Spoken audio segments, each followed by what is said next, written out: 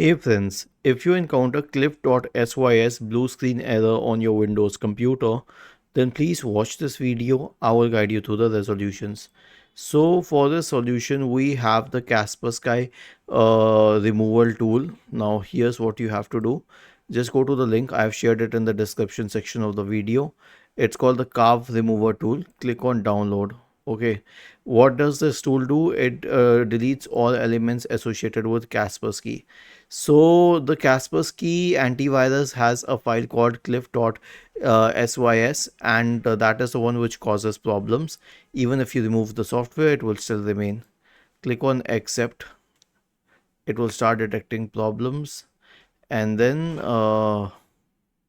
you will have to enter this code 761A3576, and then select the tool. Okay, and then click on remove. It will start removing the tool, and then you will have to reboot the system. Was this helpful? If yes, then please subscribe to the channel. If not, then let us know in the comment section of the video on how we could help you further. Thank you for watching this video and have a nice day.